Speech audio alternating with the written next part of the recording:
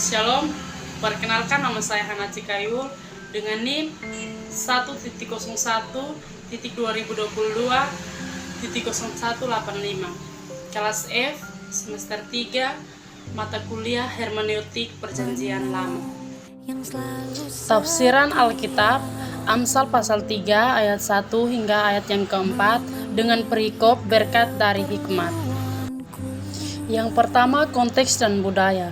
Dalam pembacaan kitab Amsal pasal 3 ayat 1 hingga ayatnya yang keempat, konteks dan budaya terdapat pada ayatnya yang keempat, di mana pada saat itu Raja Salomo mengadakan sebuah perlombaan untuk mengajar nasihat-nasihat bijak mengenai moral, etika, dan cara hidup yang baik. Konteks dalam makna perlombaan atau persaingan dalam pembacaan kitab Amsal pasal 3 ayat 1 hingga ayatnya yang keempat ini adalah nasihat spiritual yang bertujuan untuk membimbing individu dan kehidupan seseorang yang bijak dalam penuh kasih. Yang kedua, bahasa kiasan dan simbolisme. Pada kitab Amsal pasal 3 ayatnya yang ketiga, terdapat ungkapan yang mengandung bahasa kiasan. Janganlah membiarkan kasih setia dan kesetiaan menyingkir daripadamu. Kalungkanlah keduanya pada lehermu, tuliskanlah pada loh hatimu. Dalam ayat ini, ungkapan kalungkanlah kedua pada lehermu pada loh hatimu adalah kiasan yang digunakan untuk menggambarkan pentingnya memegang erat kasih setia dan kesetiaan dalam kehidupan seseorang. Ini bukan perintah literal untuk secara fisik mengikat sesuatu pada leher atau menulis pada loh hati, melainkan kiasan untuk memahami dan menghormati nilai-nilai tersebut.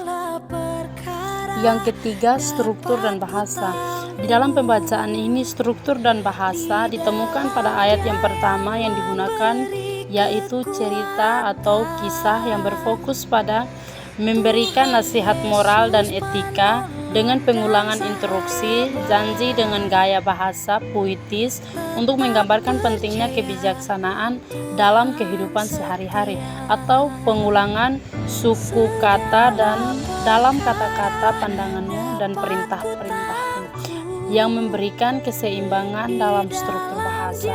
Terdapat perulangan dalam kata kasih setia dan kesetiaan yang juga menciptakan struktur bahasa yang menonjol. Hal ini membantu dalam penekanan pesan moral dan yang disampaikan dalam ayat-ayat tersebut. Yang keempat, teologi. Dalam pembacaan ini, kata teologi ditemukan pada ayatnya yang keempat, dapat mencerminkan berbagai aspek teologi termasuk moralitas, kehendak Tuhan, hubungan dengan Allah, dan pemberian karunia. Yang kelima, pesan moral dan etika. Pesan moral dan etika terdapat pada ayatnya yang ketiga bagian A, dapat ditemukan dalam seluruh rangkaian ayat tersebut. Kitab Amsal secara keseluruhan memberikan ajaran tentang kebijaksanaan, moralitas, dan etika, dan pesan-pesan serupa tersebar dalam semua ayat tersebut.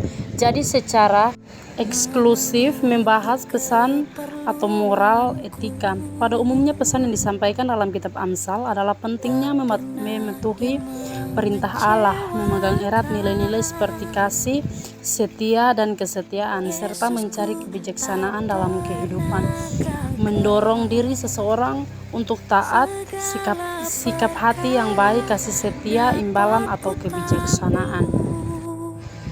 Yang keenam, aplikasi praktik. Pesan praktik dan ajaran moral terdapat pada ayatnya yang pertama. Seluruh rangkaian ayat tersebut dapat diungkap sebagai panduan untuk mengaplikasikan prinsip-prinsip hikmat dalam kehidupan sehari-hari. Kitab Amsal secara keseluruhan memberi nasihat praktis yang dapat diimplementasikan untuk mencapai kebijaksanaan dan kesejahteraan dalam hidup. Sekian hasil penjelasan dari saya. Terima kasih. Shalom.